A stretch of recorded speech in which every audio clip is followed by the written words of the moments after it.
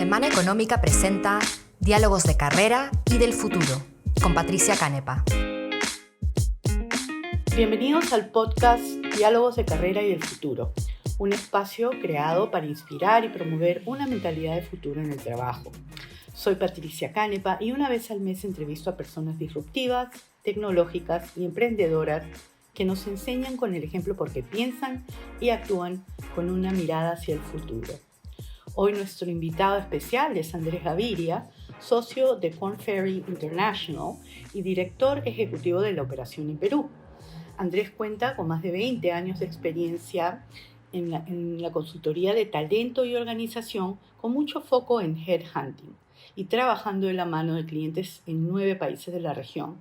Andrés empezó su carrera en Korn Ferry Colombia en el 2000, pasando por las operaciones de Ecuador, Brasil y luego Perú, donde vive hace más de 15 años. Tuve el gusto de conocer a Andrés cuando éramos miembros del Comité de Recursos Humanos de la Cámara de Comercio Americana. Él participa activamente en FIDES, que es una organización dedicada a la investigación y desarrollo de la educación para necesidades especiales.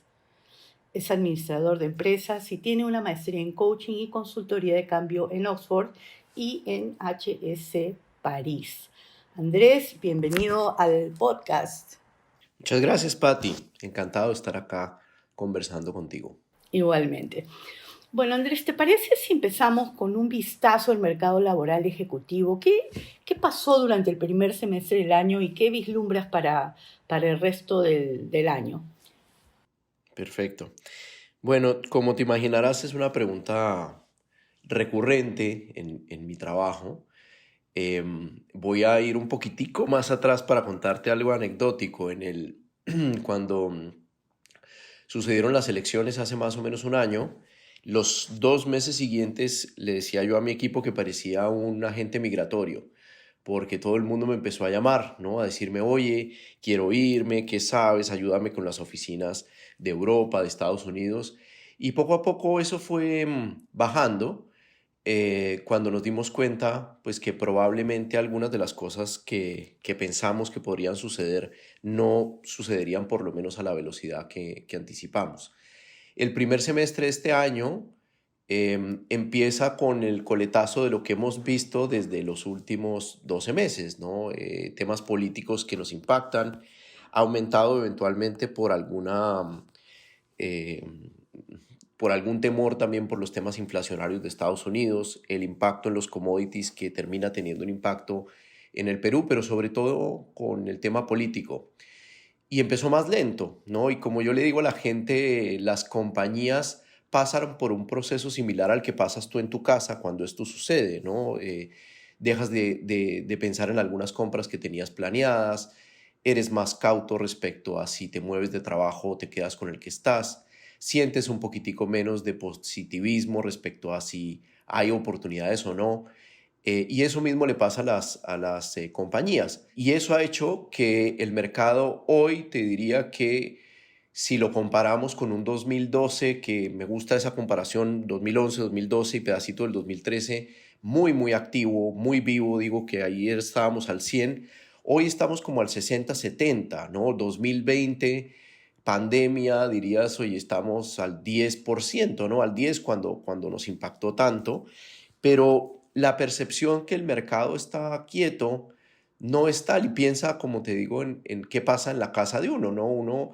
El impacto de algunas cosas lo hacen quedarse en la casa, no ir al restaurante, no comprar la cosa que pensaste que ibas a comprar, pero hoy probablemente no estás tan cauto, y así mismo te diría que está el mercado. Entonces, para mí el mensaje es, no está bajo, tampoco está booming, y lo otro es que yo creo que si quieres que el mercado pase del 60 al 70 o del 70 al 80, ese 10 y 20% eres tú, ¿no? Es ser activo, es ser perspicaz, es aprovechar que probablemente todo el mundo piensa que el mercado está quieto y aprovechar el momento para subir un poquito ese porcentaje. Ya. Entonces no está como antes, como el pasado, pero sí por lo menos está activo y bueno, ojalá pueda mejorar a medida que la situación del país pueda mejorar también. Ahora, quisiera trabajar del trabajo remoto, porque sí se ha visto algo de trabajo remoto a nivel ejecutivo, corporativo, ¿no? He conversado con algunas personas que me dicen, hasta estamos reclutando algunas posiciones a nivel corporativo con el esquema de trabajo remoto. ¿Se está dando eso en el mercado local? Y de ser así, ¿cómo impacta en cómo reclutan ustedes, por ejemplo? ¿Ha cambiado el proceso de reclutamiento? Yo te diría que ha cambiado un montón, sí, desde varios ángulos, ¿no? O sea, el mismo proceso de selección. Piensa que hace 3 años era difícil pensar que ibas a contratar a un vicepresidente o a un director por Zoom o por Skype en ese momento, ¿no? Hoy estaba mirando las estadísticas y probablemente el 90% de nuestros procesos empiezan por entrevistas virtuales y terminan con entrevistas virtuales. Eh, Puede que la proporción cambie ligeramente, pero yo no creo que vaya a pasar del 70% hacia el futuro. Y eso significa que que, como digo yo, el presente es el futuro, ¿no?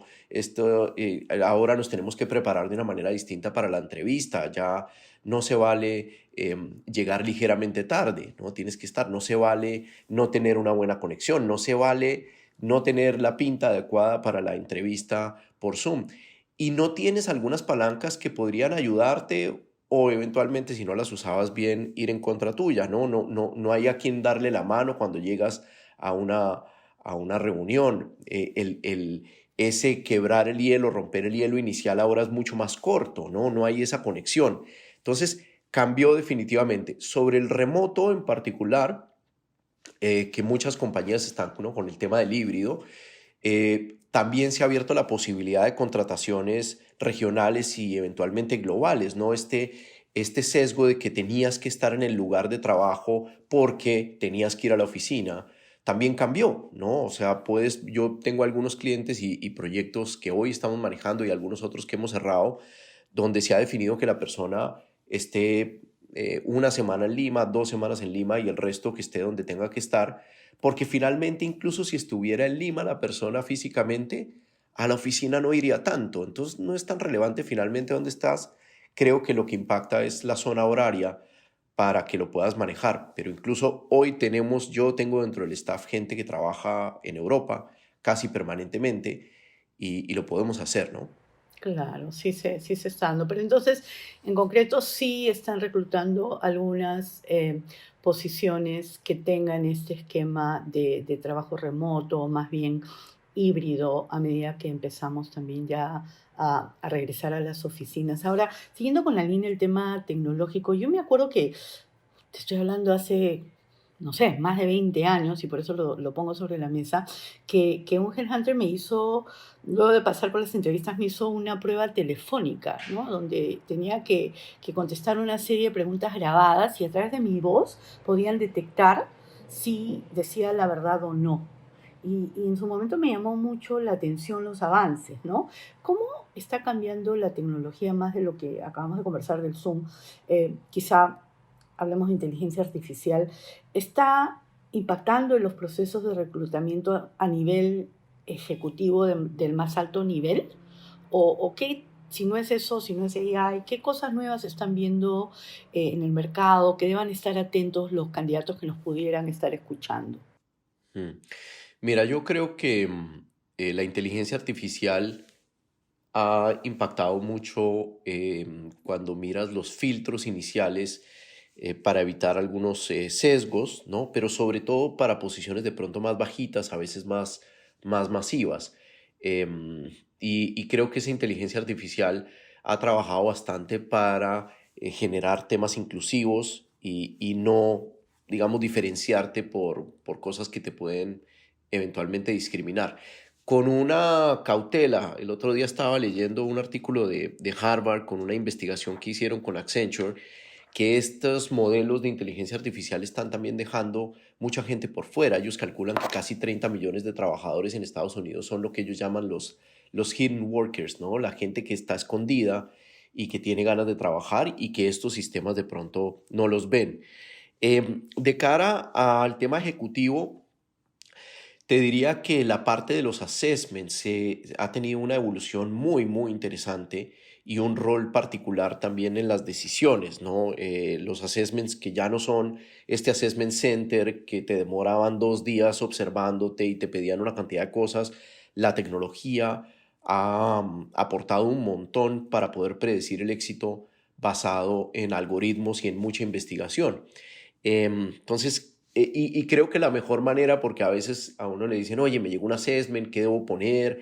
Y de verdad que así suene cliché, uno lo que tiene que hacer en esos assessments, porque están la mayoría muy, muy bien diseñados, es ser genuino y ser lo que uno es, porque están tan bien diseñados que te agarran si no estás siendo genuino o entregan un resultado distinto a lo que realmente tú eres.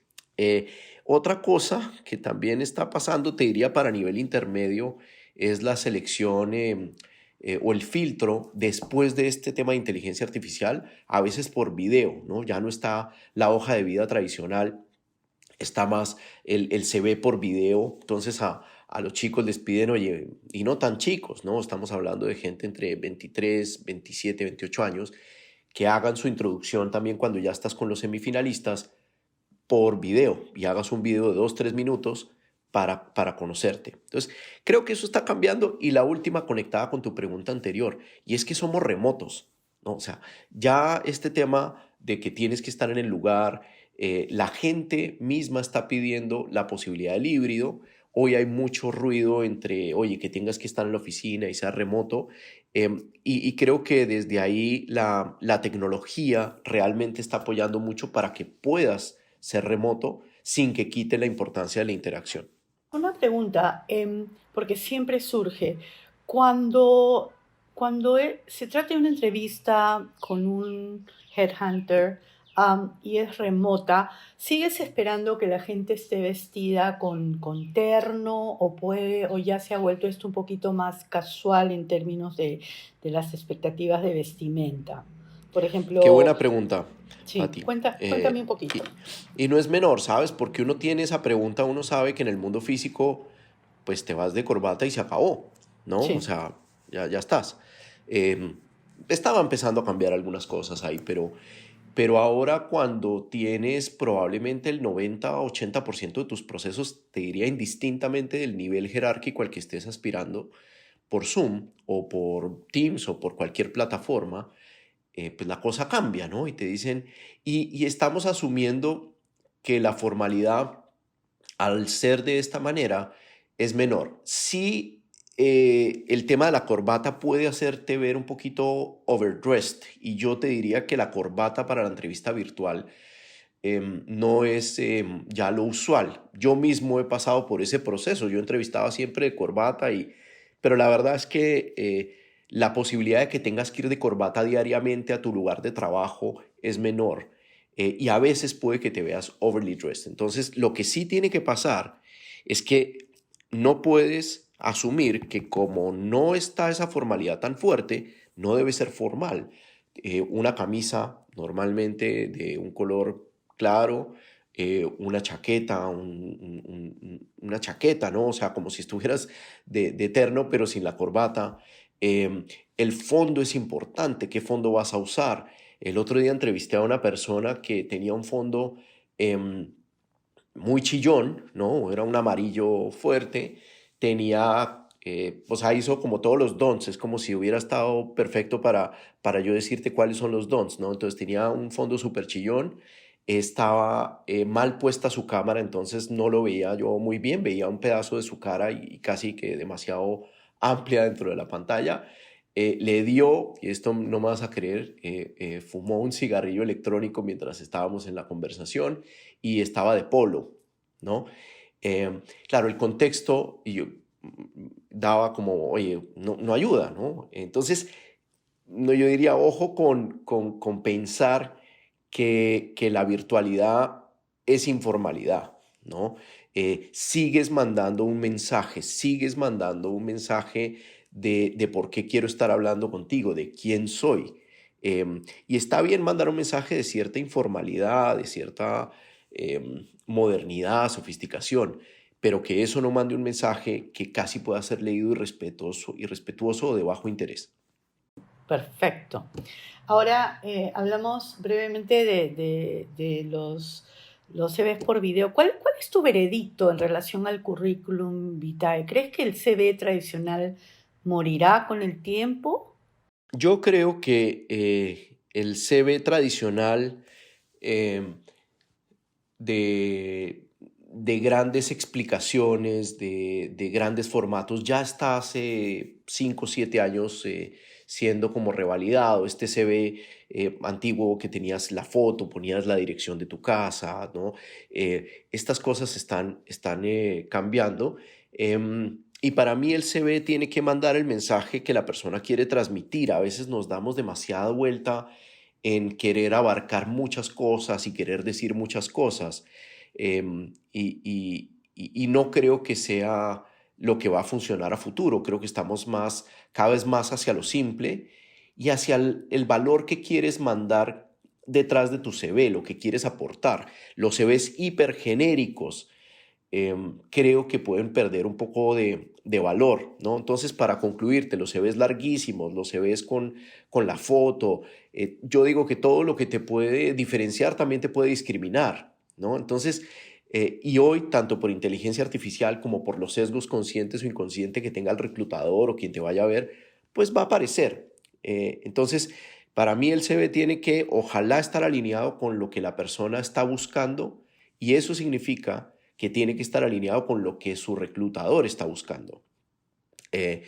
Y que sea simple, práctico, y con las cosas que realmente aportan de cara a la entrevista y que puede servir de preparación, dicho sea de paso, para la persona en la entrevista. No todos los CVs tienen que ser exactamente iguales, ¿no? Si yo soy una persona que tengo una carrera digital, analítica, financiera, etcétera, y estoy aplicando a un cargo que es ligeramente distinto a lo que yo he hecho, o la industria es distinta, puedo pensar en mi CV de cara a lo que estoy aplicando. No significa mentir ni acomodar nada, es pensar en lo que quiero decir frente a la oportunidad que estoy buscando.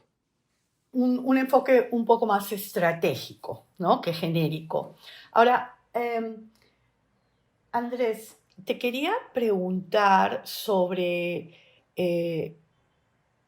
una pregunta que también surge, ¿no? Que son los currículos de 2 páginas, por ejemplo. Los chicos, los jóvenes, cuando se gradúan de las maestrías tienen un formato particular y de una página, y a veces cuando eres un ejecutivo de alto nivel como los que ves tú, es muy difícil poner todo en una página.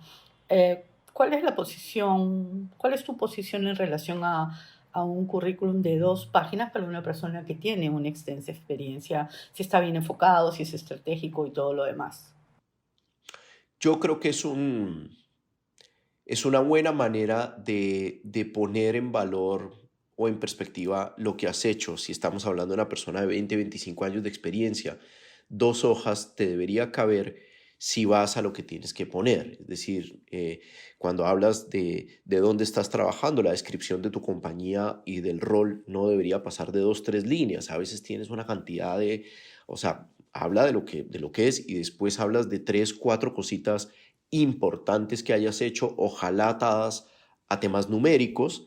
Si sigues esa línea y durante tus 25 años de experiencia has tenido, voy a exagerar porque alguien con 25 años de experiencia probablemente no haya tenido 12 puestos, pero imaginemos que tiene 10 puestos, en 2 hojas, la haces, ¿no? Y sin tener que poner la letra en, ¿no? Arial Claro. 4, ¿no? Ya, entonces, Eh, la haces. mientras el foco sea estratégico y sea, yo creo que sobre todo relevante, ¿no? Porque muchas veces dicen, no, el currículum tiene que estar en una hoja y yo personalmente no estoy de acuerdo con eso. En ciertos casos puede estar perfectamente en una hoja, en otros casos amerita que esté en 2.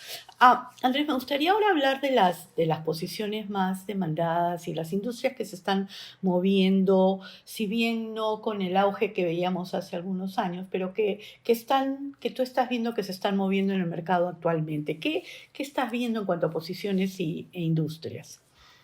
Posiciones, eh, que te va a sonar medio obvio, pero son las posiciones de tecnología digital, em, y recursos humanos. Te diría que esas dos posiciones se han movido mucho en los últimos 2, 3 años. Y ya un poquito más hacia abajo, el cambio de ventas, ¿no? Cuando digo el cambio de ventas es de una venta muy transaccional a una venta un poquito más sofisticada, más pensada, más consultiva, ha hecho que también los perfiles de ventas y de alguna manera la mezcla entre marketing y digital se está volviendo también bien importante. Marketing digital, e-commerce se vuelve importante. Y aquí te quería hacer estaba pensando, ¿no? Mientras hablaba y hay algo que está marcando y es que el producto se copia pero la experiencia no, ¿no? ¿De dónde sale la experiencia? La experiencia sale de la información que tienes para poder entregar algo, luego tecnología digital, e-commerce, experiencia empieza a marcar y HR empieza a tener una relación muy importante con la estrategia de la compañía si la estrategia de la compañía pasa por cómo quieres que te vean, bien sea por el tema de experiencia, bien sea por el tema de sostenibilidad, bien sea por una visión distinta que el directorio está trayendo. El talento que tienes para representar lo que quieres a futuro se vuelve clave para poder ser distinto, ¿no?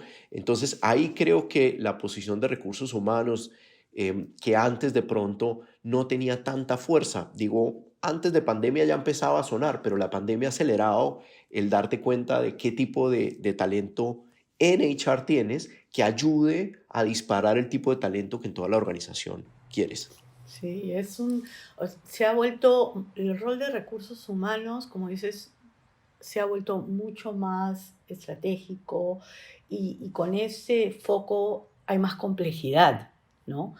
No solo porque tiene que tener esa vista digital, los anteojos digitales puestos, sino porque realmente las expectativas de lo que se viene es importante, ¿no? Todo ese encajar, qué talento tengo, qué habilidades me están haciendo falta, a dónde las necesito, esa revisión de los propios descripciones del puesto, ¿no? Que antes eran más bien rígidas y se quedaban así por muchos años. Hoy en día se está revaluando todo eso y el rol de recursos humanos y un foco sistémico es súper importante. Y hablando de eso, Andrés, tú sabes que hay una creciente tendencia, ¿no? que prioriza las habilidades sobre los grados universitarios y el tipo de experiencia que tiene la persona, ¿no? Vemos empresas como Microsoft que está enfocándose en candidatos que tienen una mentalidad de crecimiento, o empresas como Apple, Google, IBM, por mencionar algunas que no le están dando tanto peso y de hecho en algunos casos han eliminado el requerimiento de una carrera universitaria para ciertas posiciones. ¿Qué tanto estamos viendo ese reenfoque localmente? ¿Las empresas locales están en esta misma onda o todavía? Me gusta la pregunta porque conecta más con la anterior, ¿no? O sea, ¿qué quieren las empresas a través de personas distintas en HR, en tecnología, en digital? De alguna manera es una palanca consciente o inconsciente de transformación, de cambio, ¿no? De ver. em, y cuando te digo que creo que es más inconsciente porque las compañías todavía están buscando creen que están buscando más experiencia y competencia que motivación y personalidad, ¿no? O sea, pero cuando empiezas a ver a la gente en un mercado tan pequeño como el peruano, donde no tienes tanta diversidad a través de tu mismo rubro, ¿no? Si pensamos rápidamente en el Perú, tienes tres, a veces cuatro competidores por categoría, ¿no? Lo cual hace que tratar de ir muy a la experiencia específica o a la competencia específica, pues te limite, ¿no? Y vas a la adyacente y a veces sigues limitado. Entonces, hablabas tú, ¿no? Sé, por ejemplo, que IBM ha eliminado para muchas posiciones la necesidad de un grado universitario. JP Morgan, a pesar de ser una compañía, pues obviamente financiera, ya no está revisando con tanto foco los récords criminales. CBS contrata por neurodiversidad, ¿no? O sea, tienes una cantidad de cosas donde el valor de lo que llamamos lo soft, que para mí es lo hard, dicho sea de paso, em, se vuelve mucho más importante. Y piensa a veces cuando entrevistas a un candidato que pudiste haber presesgado por su hoja de vida. Y este HR del que estamos hablando te dice, conócelo. Lo conoces y dices, me encantó. ¿Pero por qué te encantó? No te encantó ni por su experiencia, ni por su background académico. Te encantó por lo que tú hablabas antes, ¿no? Temas de versatilidad, temas de empatía, temas de conexión.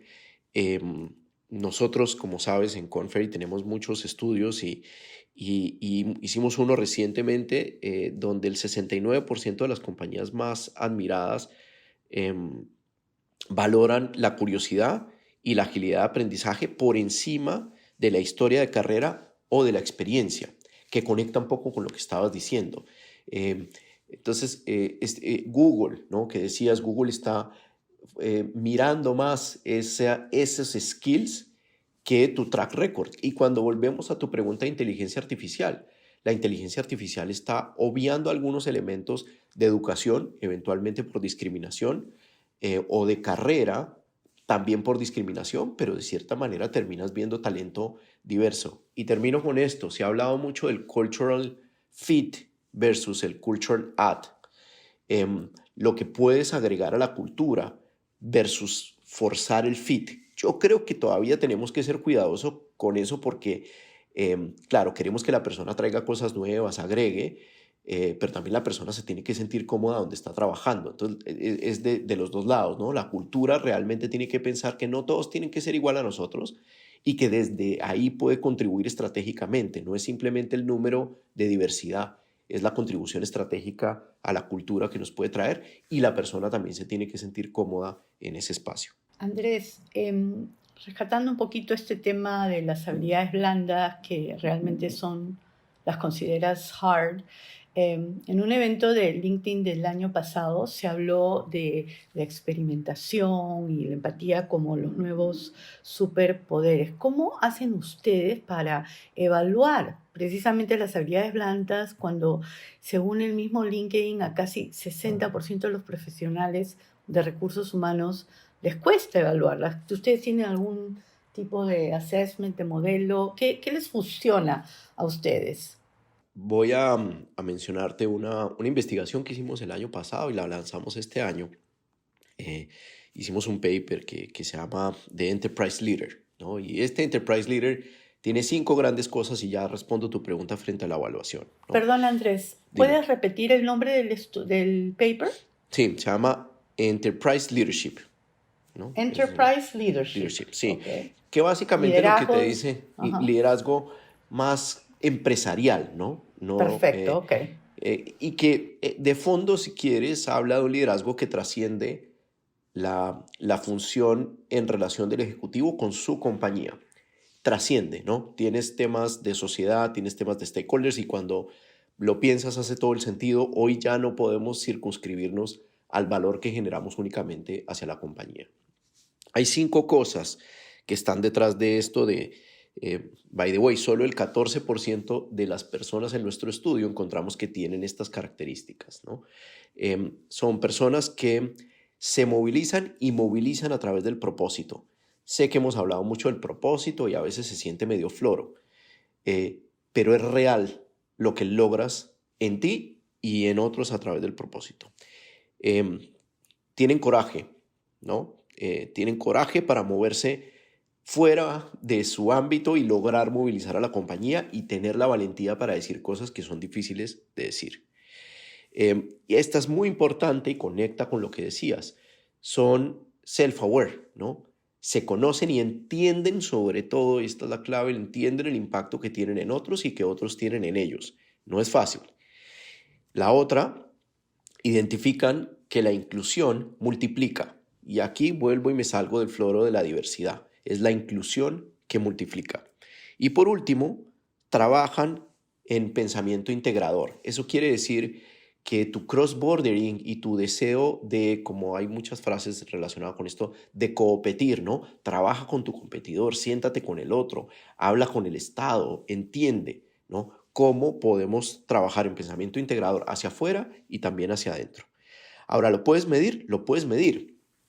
Hay assessments que te ayudan. Nosotros, por todos los estudios, tenemos un assessment muy bonito que captura temas de personalidad, temas de motivación, que conectan un poco con lo que te estoy contando, competencia, experiencia, descarriladores y agilidad de aprendizaje. Pero también la entrevista te debe dar, y yo te digo, Pati, somos muy malos entrevistando porque creemos que somos muy buenos entrevistando, ¿no? Entonces, entrenarte un poquito en entrevista, entender qué estás buscando, sentir, y más aún ahora con la virtualidad se vuelve importante. Puedes combinar un poquito de entrenamiento, que no es muy complejo, en entrevista, decirte a ti mismo que de pronto como entrevistas no es la mejor manera y que llevas entrevistando 30 años haciendo las mismas 3 preguntas que no necesariamente aportan a lo que necesitas. Y si puedes tener la oportunidad de usar un assessment para medir algunos de estos rasgos, competencias y motivadores, mejor. Genial. Entonces, los 5 rasgos de liderazgo emprendedor en la organización tienen que ver con movilizarse y movilizar a otros a través del propósito, el coraje para tomar decisiones, la valentía para cuestionar cosas difíciles, el conocimiento personal, el self-awareness y cómo uno impacta sobre otros. La inclusión, entender que la inclusión multiplica, y el pensamiento integrador tanto para afuera como para adentro. Y hay pruebas que ustedes tienen que hacen precisamente, evalúan esto. Ahora, ya terminando, hablemos de los candidatos. O sea, hablamos del propósito hace unos segundos. Lo que ellos esperan al más alto nivel ha cambiado a lo largo del tiempo, porque se dice que a nivel mundial la gente busca más propósitos, más flexibilidad, experiencias personalizadas, por encima a veces de lo que es la estabilidad laboral y la seguridad. ¿Qué estás viendo tú en cuanto a cambios que se estén dando en cuanto a las expectativas de los candidatos cuando dicen el sí o antes de decir el sí para entrar a una nueva empresa? Muy importante. A mí me gusta en esto pensar que el reclutador se piense a sí mismo como candidato. No es tan fácil, ¿no? A veces cuando estás en el rol de reclutador dices, mira, yo quiero esto, necesitamos esto, pero ponte como si tú fueras el candidato. Piénsate a ti mismo como candidato. ¿Qué quieres hoy como candidato?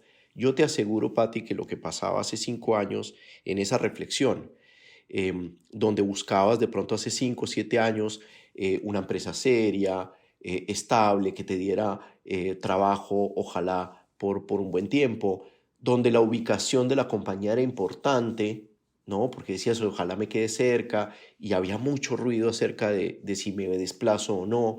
Empezábamos a hablar de los beneficios emocionales, seguridad psicológica.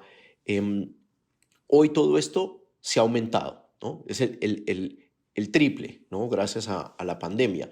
Y además, la pandemia ha puesto o ha quitado algunos pretextos que hace 7 años teníamos, ¿no? Oye, no puedes no venir a la oficina, tienes que venir. Y si estamos, no sé, a 12 kilómetros de tu casa, que en Lima esos 12 kilómetros pueden ser 1 hora y 10 de camino, pues oye, es lo que es, ¿no?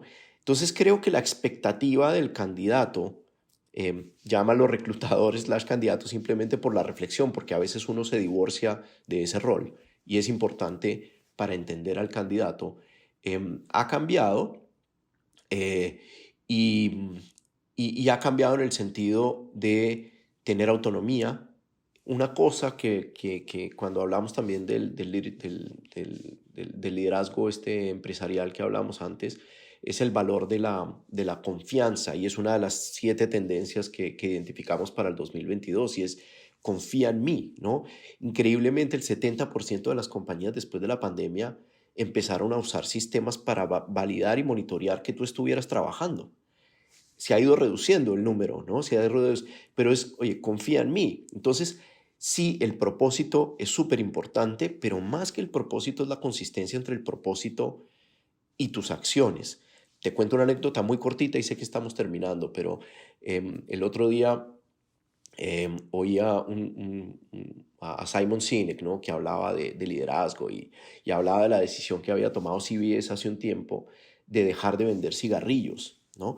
¿Por qué? Porque si ves su propósito, había una conexión entre cuidar la vida de las personas o la salud y lo que vendían. Y dijeron, oye, si somos consistentes, no podemos seguir vendiendo cigarrillos. Y tomaron la decisión de dejar de vender cigarrillos con los millones que te imaginarás están detrás de esa decisión. Los inversionistas los castigaron y el CEO y el equipo ejecutivo se mantuvo firme y dijeron, nos mantenemos. Bueno, mira lo que pasó. La gente empezó a dejar de fumar en las localidades donde CVS funcionaba. La gente empezó a ir más a CVS a comprar otras cosas. En vez de que bajara, empezaron a dejar de ir a la competencia para ir a CVS, así fuera un poquito más lejos. Entonces, decisiones valientes, vuelvo a este tema del liderazgo empresarial que hablábamos ahora, ojalá relacionadas con el propósito, se vuelven importantes para ti como candidato. Quieres ver que haya consistencia entre tu propósito y lo que terminas viviendo en la compañía. El tema del híbrido se vuelve súper relevante como candidato. Así pensemos a nivel ejecutivo que, oye, no es tanto, pero ¿no? El reclutador como candidato es distinto, ¿no? Entonces, definitivamente ha habido cambios importantes y las compañías tienen que entenderlo y los candidatos también pedirlo en la medida que el mundo está evolucionando, ¿no? No puedes esperar que la compañía te dé absolutamente todo y también tomar la decisión de si lo que quieres no lo encuentras, pues probablemente o cambias tú tu expectativa o simplemente no es para ti. Me parece genial todo lo que has comentado. Andrés, me voy a tomar la licencia para hacer una pregunta, aunque me pase del tiempo del podcast, porque creo que es importante. Hablaste de que la confianza era un tema, una de las tendencias del futuro del trabajo.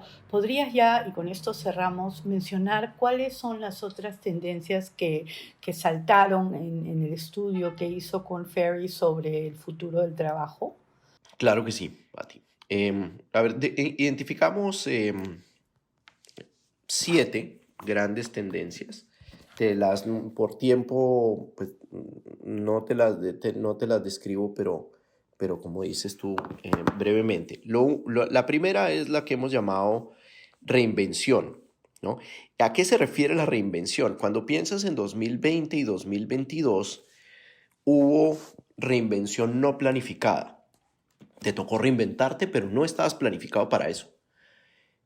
Pero hubo aprendizajes muy interesantes a nivel 2020 y 2021 que hace que el 2022 sea intencional, sea una reinvención intencional. ¿Qué quieres? ¿Dónde vas a jugar? ¿Cómo vas a jugar? ¿Quién eres? Más intencional. Ya no tienes el pretexto de la no intencionalidad. La segunda es la escasez de talento.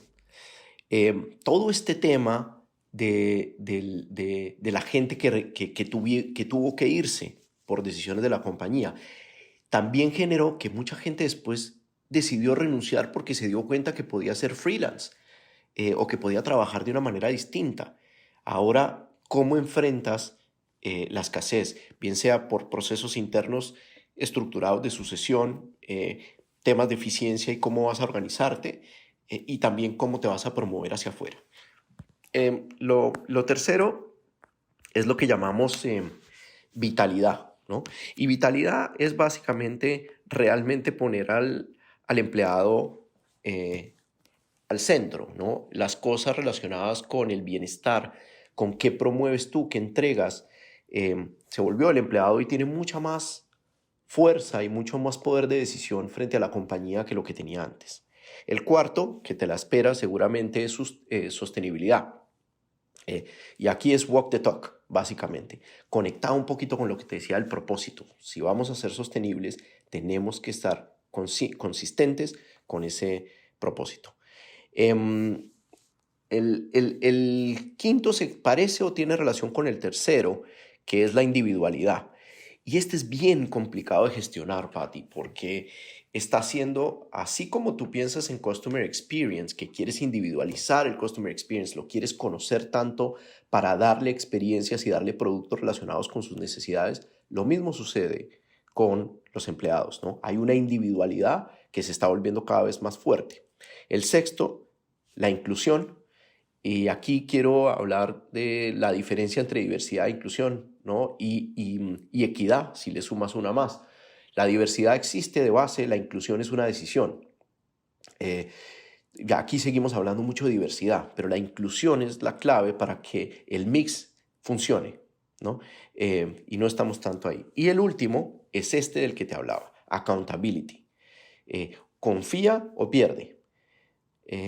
No hay de otra, ¿no? Si el micromanager, si lo llevas al minimundo gerencial, no va a funcionar. Además, no hay forma. Te desgastas. No puedes ya controlar absolutamente todo. Si antes era difícil con la gente en la oficina, ahora...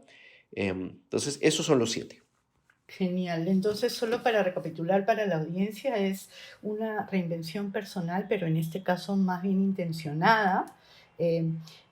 Todo el tema que tiene que ver, que muchas empresas pueden estar viviendo, que es la escasez del talento. 3, la vitalidad o tener al empleado al centro o en el foco, en la mira de la organización. La sostenibilidad, que ya conocemos. Todo el concepto de la individualidad, de tener al cliente interno, ¿no? como prioridad. La inclusión, me gustó lo que dijiste, que la diversidad existe, pero la inclusión es una decisión.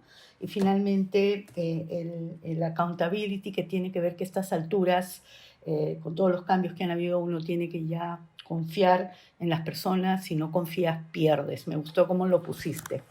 Andrés, me ha encantado la entrevista. No sé cómo agradecerte. Siempre es un gusto conversar contigo. Igualmente, Patti, para mí un placer haber estado acá contigo. Gracias por la invitación y bueno, atento a lo que venga. Gracias. Muchas gracias a ti por acompañarnos. Si desean conocer más sobre Andrés Gaviria, pueden buscarlo en LinkedIn o en kornferry.com. Con eso me despido. Hasta el próximo episodio. Muchas gracias por su sintonía al podcast Diálogos de Carrera y del Futuro.